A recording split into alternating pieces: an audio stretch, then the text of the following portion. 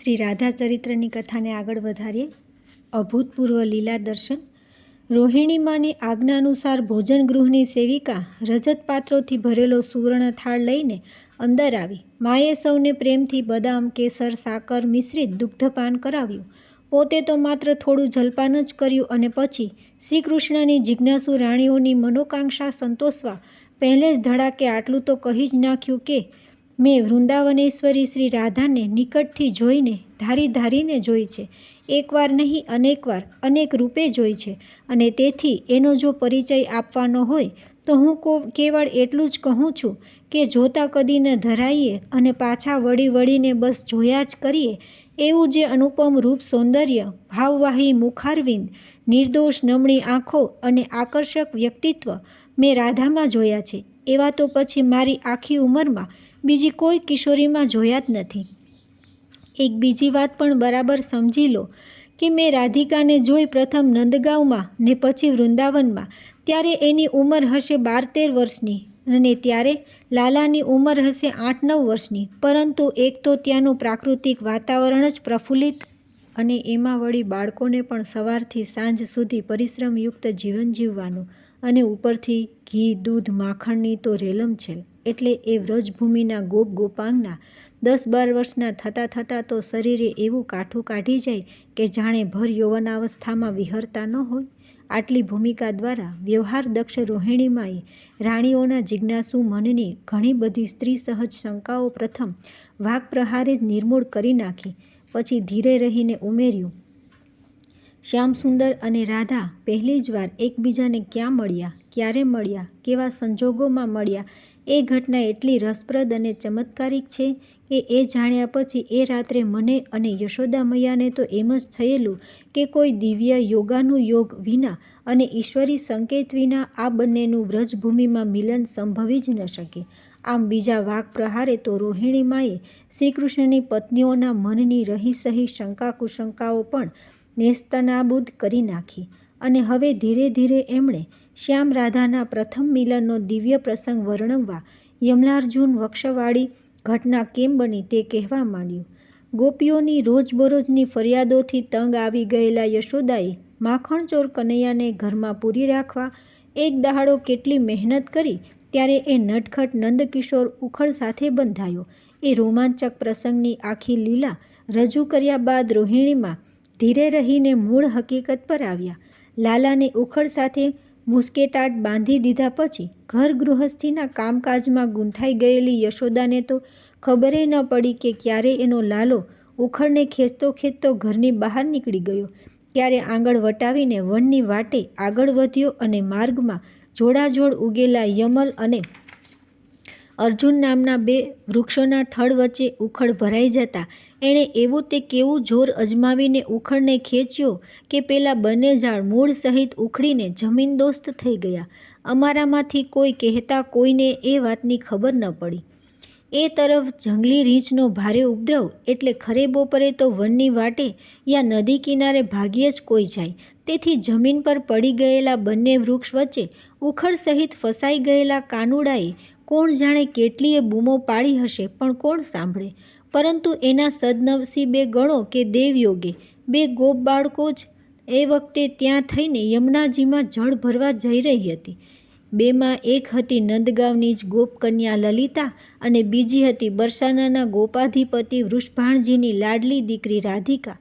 એને માતા કલાવતી એના જન્મ વખતે માનતા માનેલી કે એની પુત્રી રાધા મોટી થશે ત્યારે એ સ્વહસ્તે ગોકુળના ગોપનાથ મહાદેવની પૂજા કરવા આવશે.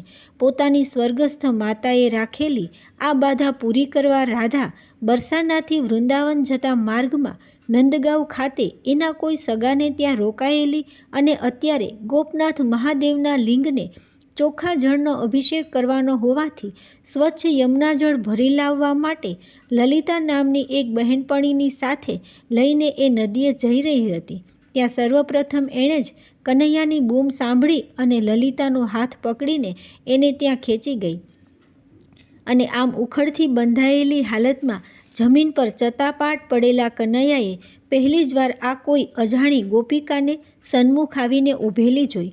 પોતે કંઈ પણ પૂછે એ પહેલાં તો લલિતાએ પેલીના કાનમાં કોણ જાણે સૂએ કહ્યું કે શરમથી લાલચોળ થઈ ગયેલી એ દોડીને લાલા પાસે બેસી ગઈ અને એના જુલ્ફોમાં ભરાઈ ગયેલી ધૂળ પોતાની નાજુક આંગળીઓ વડે સાફ કરતાં કરતાં બોલી, એમ તો તું છે નંદનો છોરો, તારા પરાક્રમોની ને તોફાનોની ખૂબ વાતો મને લલિતાએ કહી છે કાના.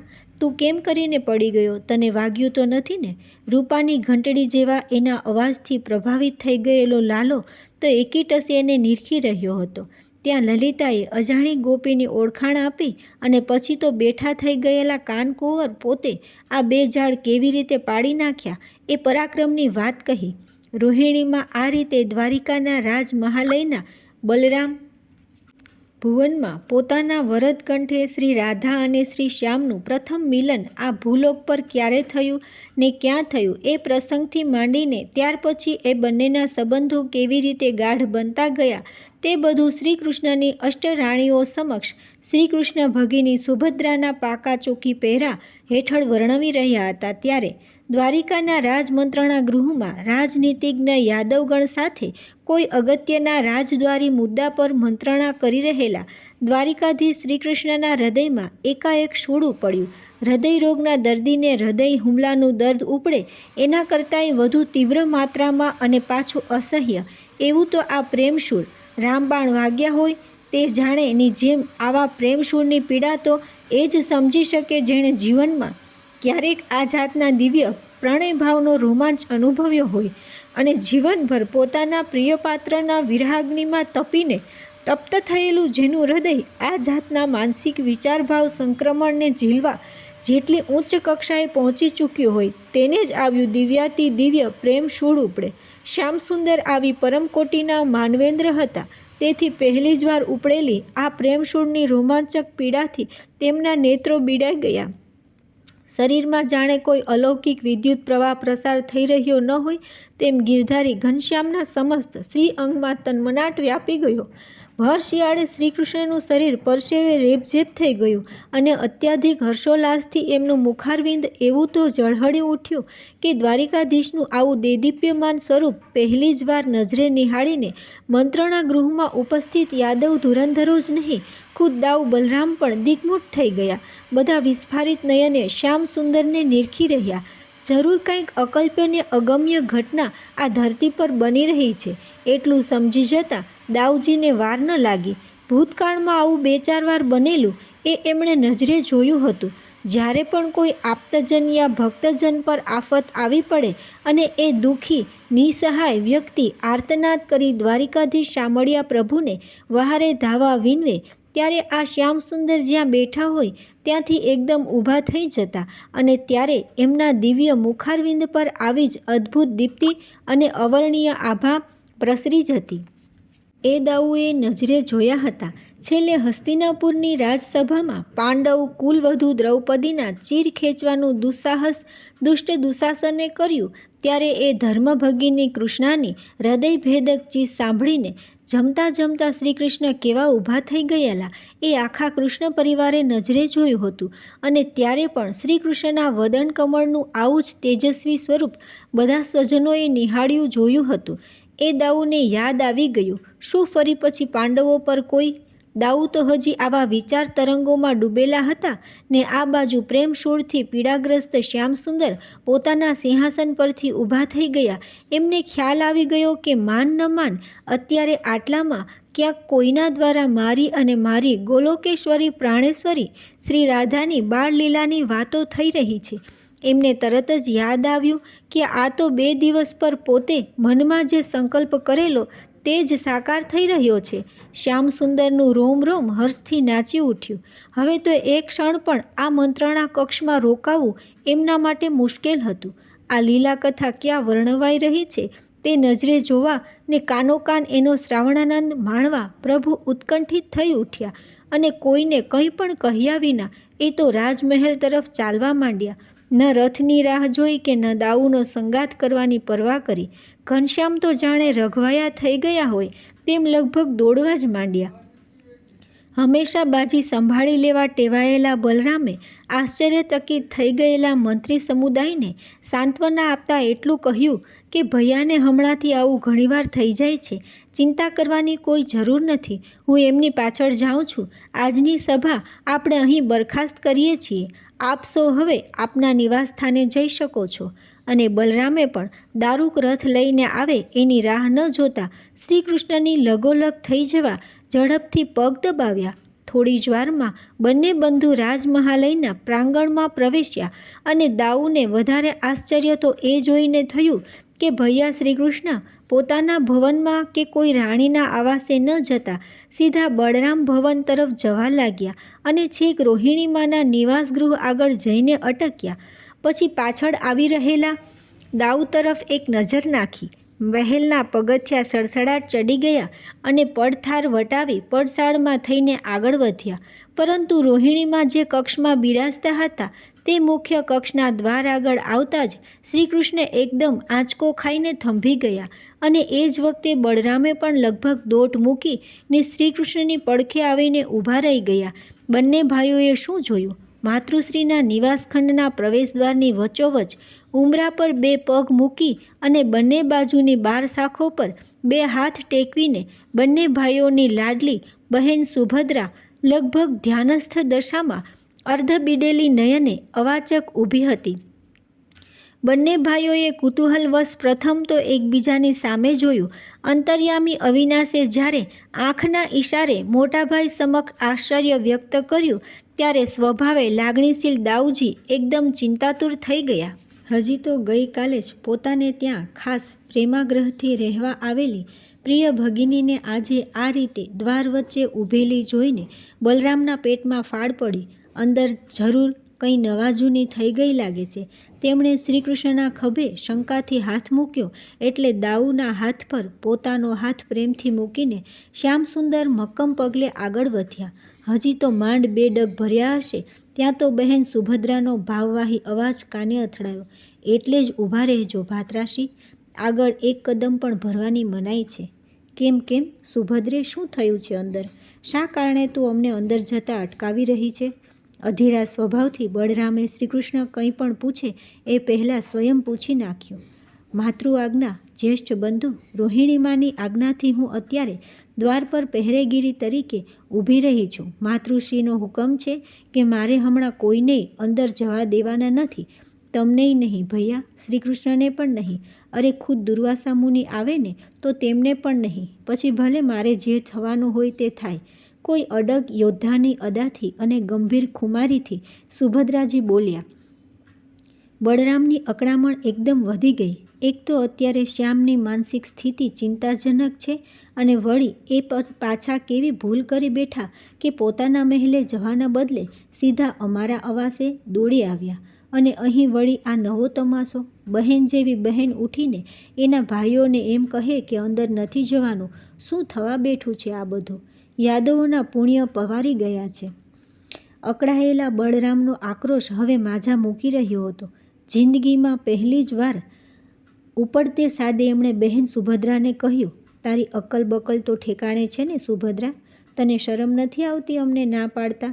જરા કહે તો ખરી કે અંદર એવું તે શું ચાલી રહ્યું છે કે મને અને શ્યામને પણ અંધારામાં રાખવામાં આવી રહ્યા છે? માતૃશ્રીની તબિયત તો સારી છે ને? મહેલમાં કોઈ સાજુ માંદું તો નથી થઈ ગયું ને? કોઈ ખાસ મહેમાન પરોણા આવ્યા છે કે શું? કંઈક તો કહે પાગલ, જેથી અમારે શું કરવું એની અમને ખબર તો પડે. પરંતુ બળરામના આટલા બધા પ્રશ્નોનો એક શબ્દ પણ સુભદ્રાના કાનને સ્પર્શી ન શક્યો. એ તો અંદર અવિરતપણે ચાલી રહેલી પેલી દિવ્ય લીલા કથાનો આસ્વાદ માણવા પુનઃ ગળાડૂબ ડૂબી ગઈ હતી. એની અર્ધખુલ્લી આંખો બહાર મંડાયેલી હતી, પરંતુ કાન તો અંદરનો શબ્દે શબ્દ પકડી લેવા એકાગ્ર હતા. કેમ કે અંદર કાહનાનું પીતાંબર અને રાધિકાની ઓઢણી કેવી રીતે અદલબદલ થઈ ગયા એની પછી બંનેની માતાઓએ આમના સામનો કેવો વ્યવહાર કર્યો એ રસપ્રદ પ્રસંગની કેટલી સુંદર માંડણી રોહિણીમાએ કરી હતી કે બધા હસીને બેવડ વળી જતા હતા. માંડ માંડ હસવું ખાડી રહેલી સુભદ્રાએ બંને ભાઈઓને મૌન રહેવાનો ઈશારો કર્યો અને પુનઃ ભાવ સમાધિમાં લીન થઈ ગઈ. કંઈ સમજ ન પડતા મનમાં કંઈક બડબડાટ બળરામે આખરી ઉપાય તરીકે વનમાળી સામે નજર કરી, પરંતુ શ્રીકૃષ્ણને તો અત્યારે બળરામના આક્રોશની પણ ક્યાં પરવા હતી. પ્રેમશૂળનો રોમાંચ હવે તો પરાકાષ્ઠાએ પહોંચી ગયો હતો. આ બધી લીલા રચનાર લીલા પુરુષોત્તમને તો ખબર જ હતી કે અંદર શું ચાલી રહ્યું છે. એમની મનીષા તો માત્ર એટલી જ હતી કે અંદર જે કંઈ કહેવાઈ રહ્યું છે તે કાનોકાન સાંભળીને કથા શ્રવણનો પરમાનંદ માણવો. જે માણવા નહોતી દેતી આ ભગીની સુભદ્રા એટલે સુધી દોડી આવ્યા પછી હવે શ્રવણ વિમુખ રહેવું શ્રીકૃષ્ણ માટે અસહ્ય હતું. જ્યારે આ હઠીલી બહેનને ફોસલાવી પટાવીને ચૂપચાપ અંદર પ્રવેશ મેળવવો એ તો આકાશ કુસુમવત હતું. દ્વિધામાં પડી ગયેલા દામોદર હવે કંઈક રસ્તો શોધવાની વેતરણમાં પડ્યા હતા. અત્યાર સુધીના સુદીર્ઘ જીવનમાં અનેકવાર સામ દામ દંડને ભેદ પ્રયોજી ચૂકેલા ઘનશ્યામને સમજાઈ ગયું કે આજે અત્યારે એમાંથી એકય પ્રયોગ અહીં થઈ શકે એમ નથી. કેમ કે એક બાજુ માત્ર આજ્ઞાનું પાલન શિરોમાન્ય છે તો બીજી બાજુ બહેનના આત્મીય સંબંધની પવિત્ર આણ છે. એક તરફ અવરોધના પાકા શત્રુ બળરામ આગા પાછા થઈ રહ્યા હતા તો બીજી તરફ ભગવાન સમક્ષ કોઈ પણ પડકાર ઊભો થતા વેત ક્ષણાધરમાં એમના જમણા હાથની તર્જની પર આવીને ચક્કર ચક્કર ઘૂમવા લાગતું સુદર્શન ચક્ર અંદર જવાનો માર્ગ પ્રભુ માટે મોકળો કરી આપવા ક્યારનું એ આજ્ઞાની રાહ જોતું એમની આંગળી પર ઊંચું નીચું થઈ રહ્યું હતું. પરંતુ અત્યારે અહીં એમાંથી કોઈનું કાંઈ ચાલે એમ નહોતું. એ કેવળ શ્યામસુંદર જ સમજતા હતા. હવે તો સુભદ્રાને મનાવવા માટે કે સમજાવવા માટે ફક્ત એક જ શસ્ત્ર શ્યામસુંદરના ભાથામાં સુરક્ષિત હતું અને એમને ઊંડે ઊંડે એમ થયા કરતું હતું કે પોતાનું આ જન્મજાત અજય અને અદ્ભુત શસ્ત્ર કે જેણે બચપણથી માંડી આજ દિન સુધીમાં પોતાને અનેકવાર બગડેલી બાજી સુધારી આપવામાં અનહદ સહાય કરી હતી તે આજે પણ વિજયી નીવડશે જ. આ અણમોલ શસ્ત્રની મર્યાદા ફક્ત એક જ હતી કે માત્ર સ્ત્રી શક્તિને નમાવવા માટે જ તે વાપરી શકાતું હતું અને સદભાગ્યે આજે જેના પર એ વાપરવાનું હતું તે સુભદ્રા પણ સ્ત્રી શક્તિ જ હતી. એટલે શસ્ત્ર પ્રયોગની સફળતા માટે શ્યામસુંદર આશાવાન હતા. એમને ભૂતકાળના એ બધા પ્રસંગો બરાબર યાદ હતા કે જ્યારે ગુસ્સાથી ધુવાપુવા થઈ ગયેલી ગોપીઓ નક્કર પુરાવા સાથે યશોદામાં સમક્ષ પોતાના વિરુદ્ધમાં રાવ ફરિયાદ કરવા કમર કસીને ઊભી હોય અને ત્યારે બચાવના એકમાત્ર ઉપાય તરીકે પોતે આ શસ્ત્ર વાપરે કે તરત પરાજિત થઈ જતી પેલી ગોપીઓ ફરિયાદ કરવાનું તો બાજુએ રહ્યું, ઉપરથી એનો હાથ પકડીને ઘરમાં લઈ જતી અને પોતાના સ્વહસ્તે જેટલું ખાવું હોય તેટલું માખણ પરાણે પરાણે ખવડાવતી. એકલી ગોપીઓ જ શું કામ, ખીજાયેલા યશોદામાં અને રીસાયેલી રાધિકા પણ આ શસ્ત્ર પ્રયોગથી શાન સૂદ ભૂલીને પોતાની પાછળ પાછળ કેવા દોડી આવતા હતા તે મુરલી મનોહર ક્યાં ભૂલ્યા હતા. અને પોતે હસતા હસતા ઘણીવાર કહેતા હતા તે પણ યાદ આવ્યું કે આ જગતમાં જેટલા માનવી આ શસ્ત્રથી જીત્યા છે એટલા બીજા કોઈ હથિયારથી કોઈ પણ યુગમાં નથી જીતાયા. તો પછી એ શસ્ત્રનો પ્રયોગ સુભદ્રા ભગીની પર કરવામાં હવે એક પળનોય વિલંબ શા માટે? શ્યામસુંદરનું આ અજોડ ને અનન્ય શસ્ત્ર એટલે એમનું પેલું જન્મજાત માદક મોહક મંદ મંદ સ્મિત. એનો તાત્કાલિક પ્રયોગ કરવા સહેજ બાજુ પર ખસી જઈને સુભદ્રાનું ધ્યાન ખેંચાય એ રીતે પગનો અવાજ કરીને શ્રીકૃષ્ણ એક ડગલું આગળ વધવા પ્રયત્ન કર્યો. પદરવ સાંભળીને ચમકેલી સુભદ્રાએ આંખ ખોલીને ભૈયા શ્રીકૃષ્ણ ભણી ઠપકા ભરી મીટ માંડી. બરાબર તે જ ક્ષણે એની આંખમાં આંખ પરોવીને શ્યામસુંદરે યશોદાનંદન બાળ કનૈયા પેલા માદક મોહક હાવભાવ મુખારવિંદ પર આવિર્ભૂત કરીને બળરામની નજર ન પડે એ રીતે છાનામાના સુભદ્રા સામે પોતાનું જાદુઈ પ્રતિભાવાળું માદક અનુપમ મંદ મંદ સ્મિત વેર્યું. ભીતરથી સંપૂર્ણ રાધામય બની ગયેલી લાગણીશીલ બહેનીએ પૂર્વે મથુરામાં જોયેલું પોતાના પ્રિય બંધુનું બાલ મુકુંદ માધવ સ્વરૂપ મુખારવિંદ આજ વર્ષો પછી નજરો નજર જોયું. કંસવધ બાદ હર્ષઘેલા થઈ ગયેલી યાદવ સમુદાયે શ્યામ અને રામને સુશોભિત રથમાં પ્રસ્થાપિત કરીને મથુરાના રાજમાર્ગો પર જે ભવ્ય વિજયયાત્રા રૂપી રથયાત્રા કાઢેલી તેમાં પોતે પણ સામેલ હતી. અને ત્યારે શ્યામ ભૈયાના મુખમંડળ પર લહેરાતા પેલા મરક ચિત્તાકર્ષક સ્મિતે મથુરાની જનતાને કેવી ગાંડી ઘેલી કરી નાખી હતી તે સુભદ્રાએ નજરે નિહાળ્યું હતું. આજે એ જ યાદગાર વિજયવંતું સ્મિત યાદવેન્દ્રના વદન કમળ પર પુનઃ વિલસતું જોઈને શ્રીકૃષ્ણ ભગિની સુભદ્રા અત્યંત હર્ષવિભોર થઈને પલકમાં જીતાઈ ગઈ. શ્યામસુંદરને તો આટલું જ કરવું હતું ને આટલું જ જોઈતું હતું.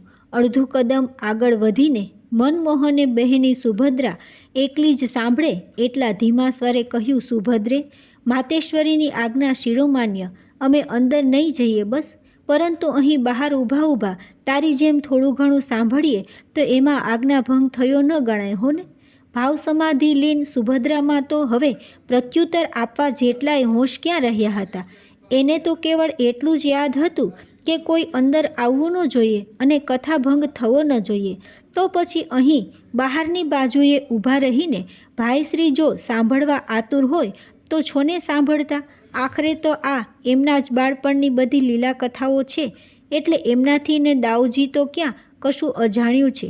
સુભદ્રાના અંતરાત્માએ આ રીતે અંદરથી લીલી ઝંડી ફરકાવી દીધી એટલે તેણે બંને બંધુઓને હાથના ઈશારાથી સમજાવી દીધું કે ચૂપચાપ મારી ડાબી જમણી બાજુની બારશાક પાછળ સંતાઈને ઊભા રહી જાઓ અને છાનામાના સાંભળો તમારે સાંભળવું હોય તો. અને પછી રખેને પોતાને સાંભળવાનું કંઈ જતું ન રહે એ જિજ્ઞાસાથી બીજી કોઈ જીભાજોડી કર્યા વિના એણે આંખો અર્ધ બંધ કરી દઈ દ્વાર વચ્ચે પૂર્વવત ઊભા જ રોહિણીમાના અસ્ખલિત વાણી પ્રવાહથી વહેતી શ્રી રાધા કથા રસધારાનું રસપાન કરવા માંડ્યું. શ્યામસુંદરે હસીને બળરામને ઈશારો કર્યો કે મારી જેમ તમે પણ એક બાજુ સંતાઈને ચૂપચાપ ઊભા રહી જાઓ ને સાંભળો. ત્યારે મોડું પણ કંઈક બુદ્ધિગમ્ય થતાં હરખાયેલા અને ભૈયા શ્રીકૃષ્ણને હવે સ્વસ્થ ચિત્તે હસતા જોઈને ચિંતામુક્ત થયેલા બળરામ પણ બહેનની ડાબી બાજુએ સંતાઈને શાંત ઊભા રહી ગયા. પોતાની જનેતાના મુખની આવી ભાવવાહી વાણી સાંભળવાની ફુરસદ જેને જીવનમાં બહુ ઓછી પ્રાપ્ત થઈ હતી તેવા દાઉજી માટે તો આ એક અનેરો ને આહલાદક લાહવો હતો. તેથી એ આવી અનુપમ તક શું કામ જતી કરે. એમને પણ ભાવવિભોર અને એકાગ્રચિત થઈ જતા વાર ન લાગી.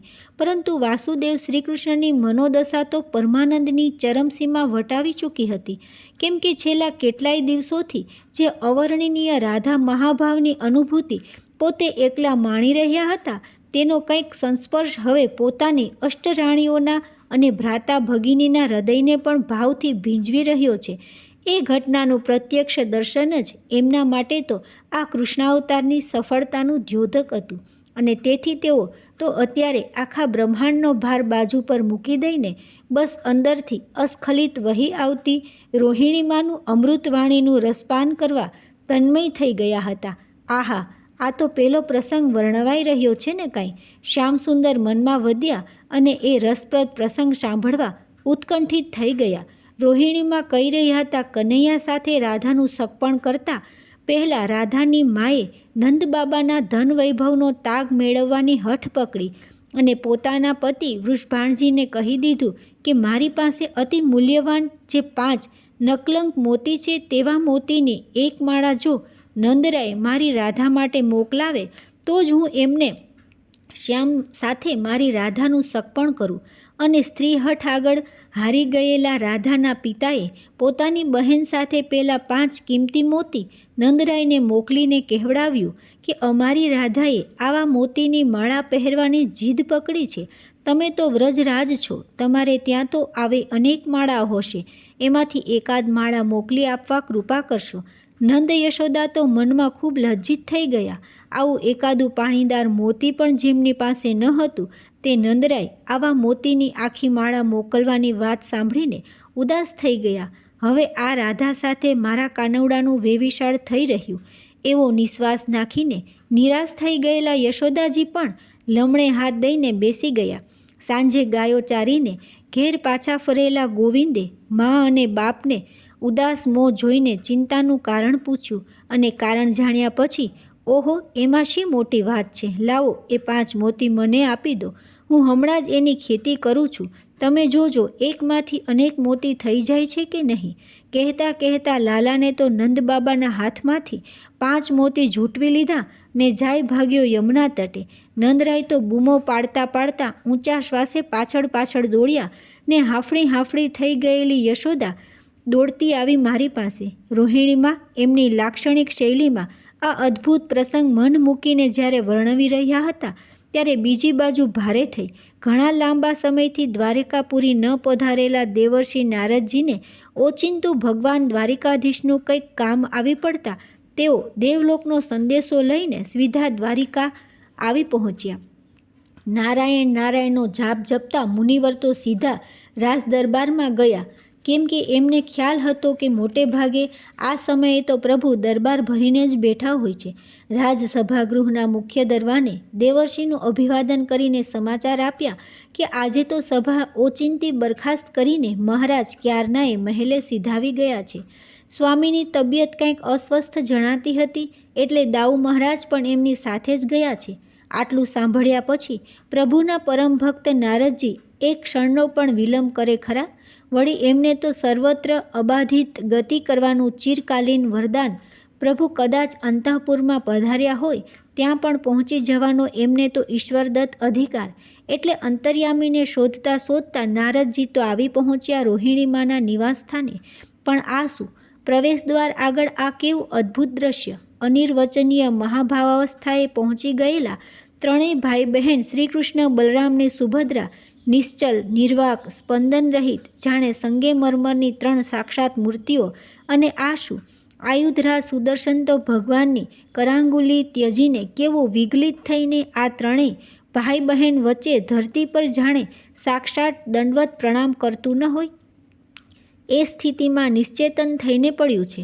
પોતાનું ચક્રાકાર સ્વરૂપ છોડીને એણે તો થોડો લંબિતાકાર ધારણ કર્યો છે ને કંઈ. આહા, નારદજી તો ધન્ય ધન્ય થઈ ગયા.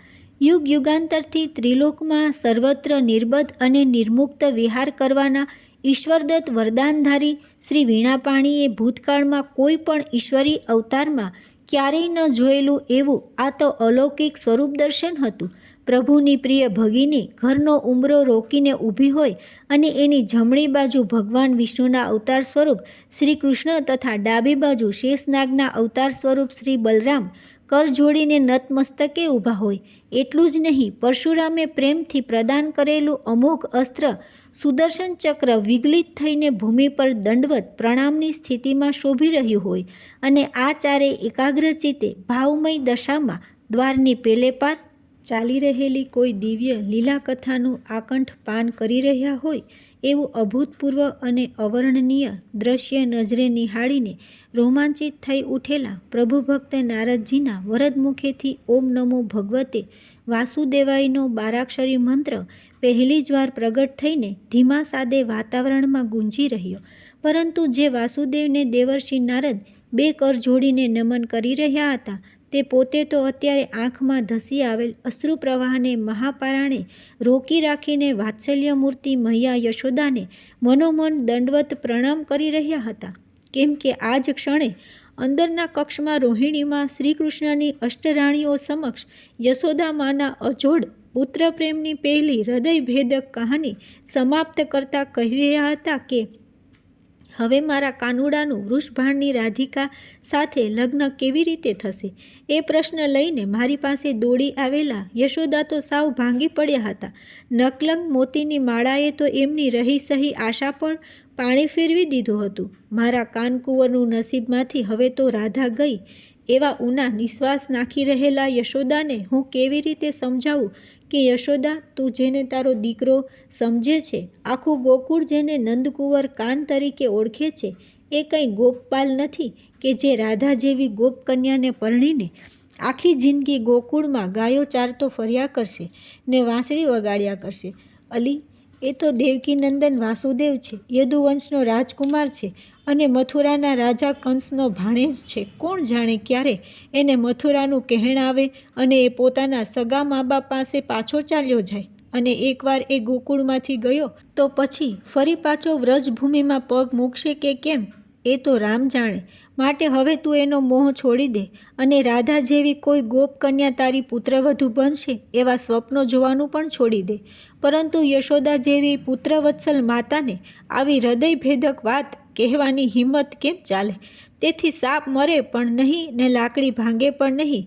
એ રીતે મેં એને આશ્વાસન આપતા કહ્યું, યશોદા, શું કામ નિરાશ થાય છે? ભૂલી ગઈ તે દિવસે પેલા ગર્ગાચાર્ય મહારાજે લાલાનો હાથ જોઈને શું કહેલું તે?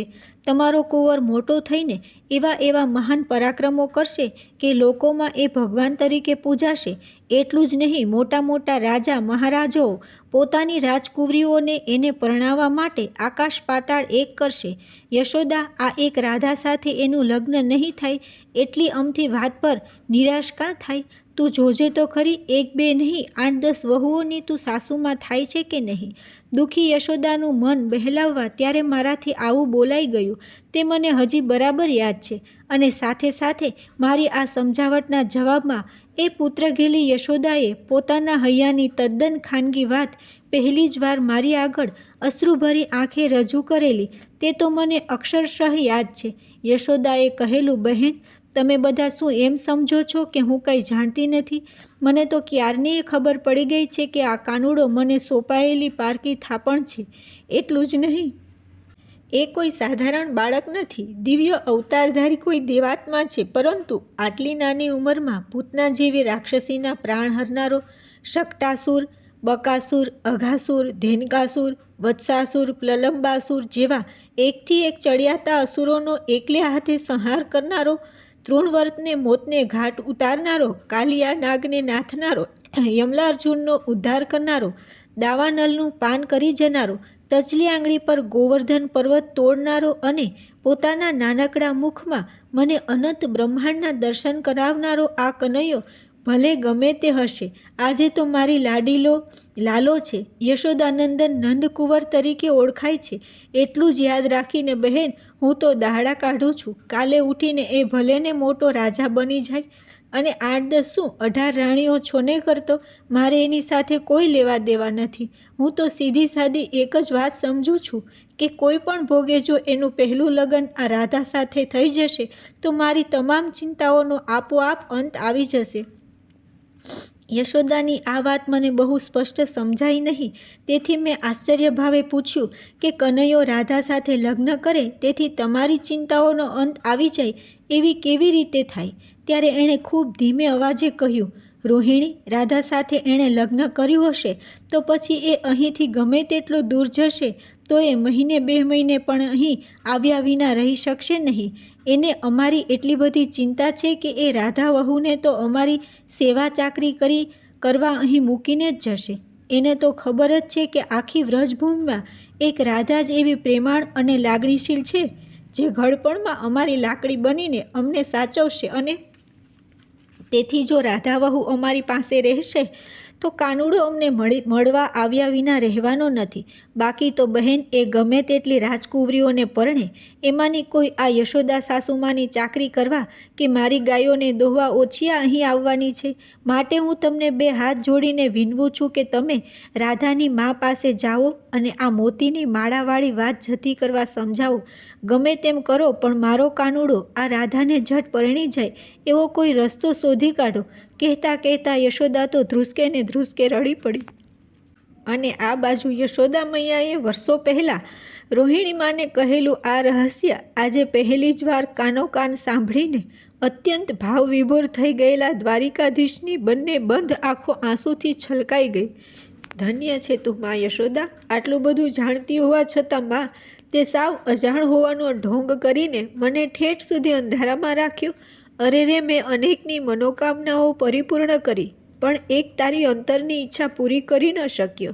આ અક્ષમ્ય અપરાધ બદલ હે જગદંબા, તું મને માફ કરજે. 2 હાથ જોડીને વાત્સલ્ય મૂર્તિ યશોદા મૈયાની ક્ષમા માગી રહેલા શ્રી કૃષ્ણના કર્ણપટલ પર બરાબર એ જ વખતે ઓમ નમો ભગવતે વાસુદેવાયના શબ્દોચ્ચાર અથડાયા.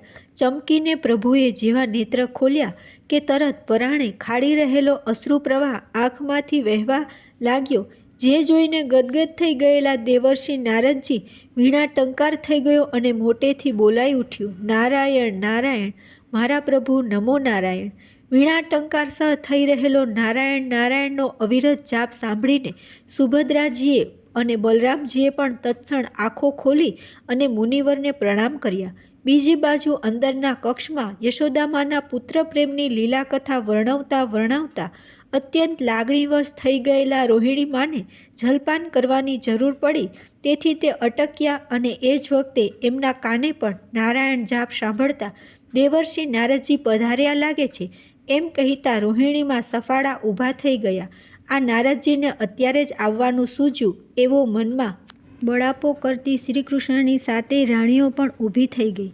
દ્વાર ભણી જવા ઈચ્છતા રોહિણીમાને હાથનો ટેકો આપીને રૂકમણીએ તેમને ધીરે ધીરે દોર્યા, એટલે બાકીની રાણીઓ પણ તેમની પાછળ પાછળ જવા મનમાં ભારે અજંપો અને અધીરાઈ જાગેલા તેને પરાણે દબાવી રાખીને હવે આગળ વધવા લાચાર બની. વિસ્મિત વદને વંદના, વીણા પાણી જપનાદ, વિશ્વેશ્વર અદ્ભુત લીલા, યુગ યુગ રહેશે યાદ. દ્વારે પ્રહરી બેહનડી, દંડવત ચક્ર પ્રણામ, નતમસ્તક નટવર ઊભા, કરજોડી બલરામ. રાધે રાધે.